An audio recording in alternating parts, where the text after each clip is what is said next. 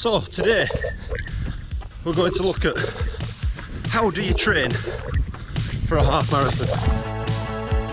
I think it's just his age. I'm glad there's a fence there, Jesus. Hello and welcome to another video. So today we're going to look at how do you train for a half marathon. Along with me I've got Belle. Got my dad, and we'll go through point by point what I believe is the best way. Stick around, we're doing a similar route to before but jumping off on a different tangent, and we'll be aiming for that 5-6 mile marker again. If you're new to the channel, don't be afraid of hitting that subscribe button, drop us a like, even drop us a comment, tell me what you think I can do better or what you like already. Right, to the run.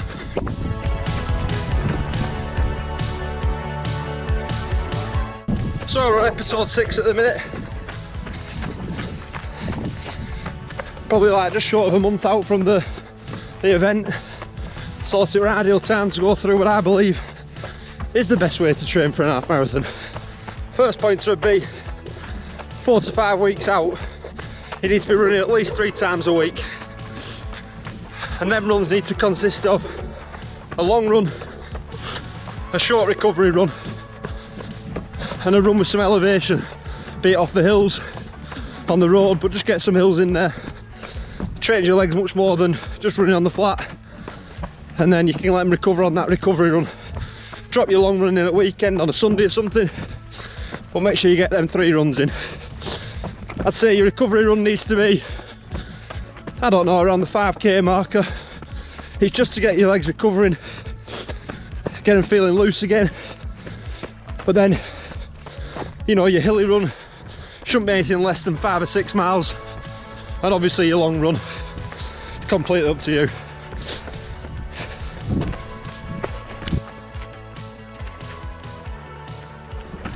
If I had my choice, I want to come this way tonight, but we're escaping the weather. So back behind us all there, thunder and lightning. Oh well, it's not lightning yet, but thunder. And it's a lot clearer this way.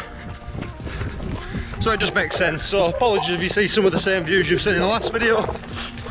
But we will be going off on a tangent at some point and getting a bit of a different viewing. Stick with it.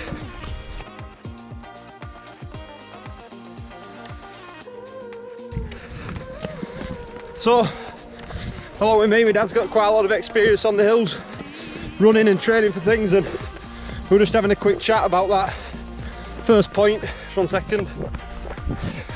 Belle switched around me. And he's right, them long runs are just time on your feet.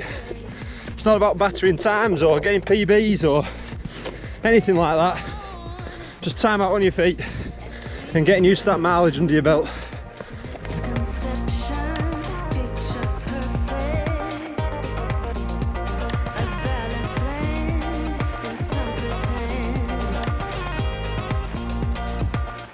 From down there, obviously we're going to be going up here towards Hurstville Reservoir, similar to the other night. If we were to carry straight on, they're taking us up to the long causeway. Basically that takes you over to Hebden Bridge, Halifax way. So they're all connecting these hills. You just got to know where you're going. Right, straight into it. Point number 3. You've got to eat and drink well. If you don't, you've no chance of training well. That means through the day, consuming what water you need, you know, 1.5 litres, 2 litres, whatever suits you, more if you need it. And food, cut out them takeaways, cut out the fast food, just eat that a little bit healthier, but still a balanced diet. You still need stuff. Come on, Belle. And you'll find you'll reap the benefits in your training then.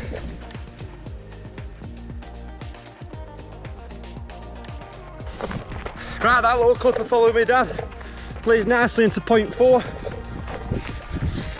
If you can do, go out with people, be it on the bike, if they're running with you.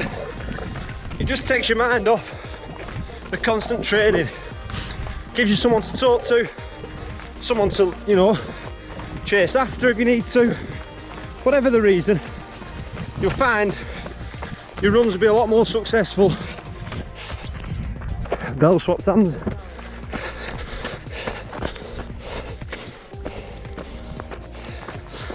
Sorry, camera malfunction. Your runs will be a lot more successful when you're with people. It takes the pressure right off. So it was only going to be so long before I got this in. Don't worry, I'm not going to tell you how gorgeous it is. It's definitely not like yesterday, is it? I mean, it's still beautiful, but without that sun, it leaves a bit to be desired. Right, let's cross over this res. Right, as we're running past this res, I'm going to go on to my fifth and final point, I think. You've got to remember what your goal is. Your goal is to finish the run. So stop bothering about time, stop bothering about what you're doing and what people think, and just enjoy it. It's the best thing you can do. Get out there, enjoy it, and you want to come back again. And automatically, you'll do better next time. Just enjoy it. Right, we're coming over the hill to one of my favourite reses, as you probably know already on the channel. Hurstwood Res. Down there in all its glory.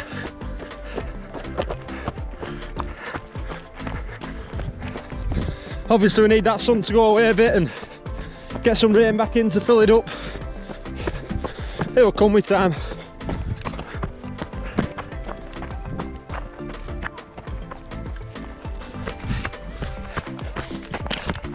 Careful on this one, Dad. Go on, Belle, go.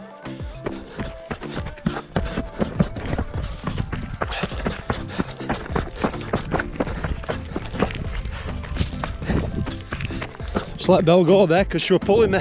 Belle, come here. Come here, girl. Hey, good girl. Felt like I was going to go ahead. That's over tit then.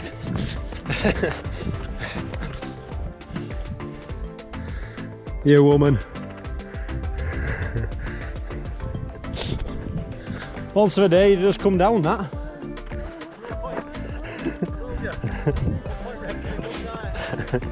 No point reckoning a good night, he said. I think it's just his age.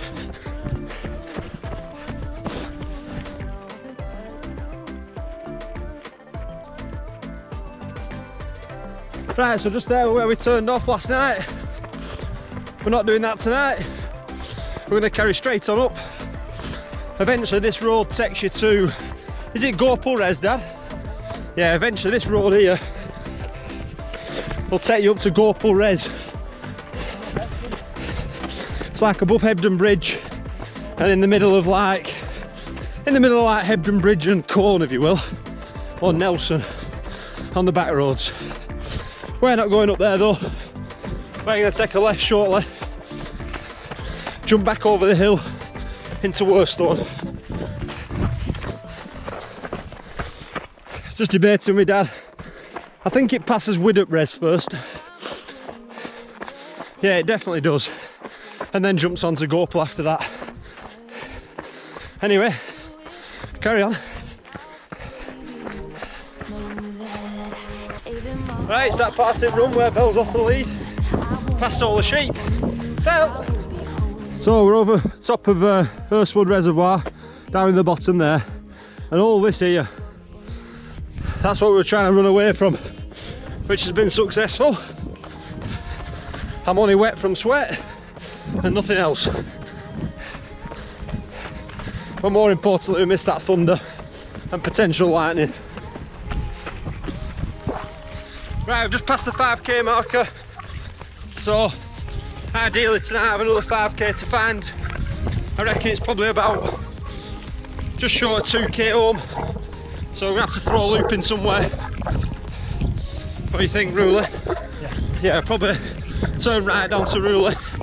Ruley, is it Lake? Ruley Lake? Yep. Yeah, Ruley Lake. Do a bit of a loop round there and then head back up the main road, Redleys Road, back up to my dad's. That should get the 10k in.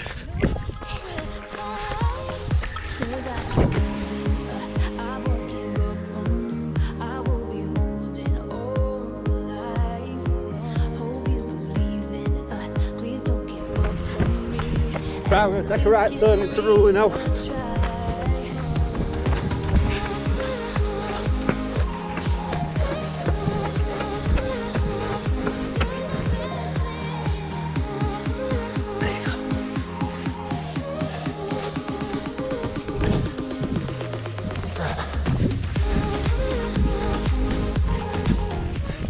You know, I bet if I hadn't have opted for this extra loop, we'd have stayed away from this rain. But need the mileage for the training, so we'll get wet, it's not a problem. Hello. I'm glad there's a fence there, Jesus. Right, here you go, after seeing them cows, we've got a fun little bonus tip for you. So tip number 6. Make sure you're quicker than your partner you're running with, because if for any reason that fence isn't there, you don't want to be getting caught by them buggers.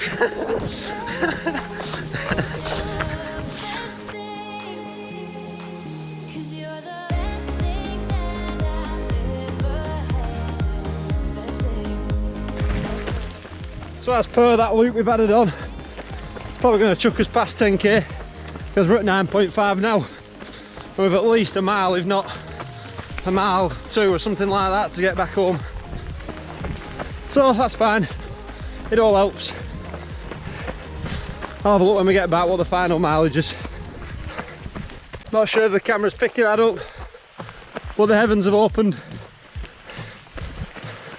It cools you down at least. Right, the light's fading. We're on the home straight, just less than a mile from here. So I'm going to leave it there. I'll finish it up. I'll put a little comment on the end of how far it ended up being. And we'll see you next one. Thanks for watching. Remember to leave a comment, hit that like button. And if you're feeling good, please subscribe. Bye guys. Oh, and thanks Dad.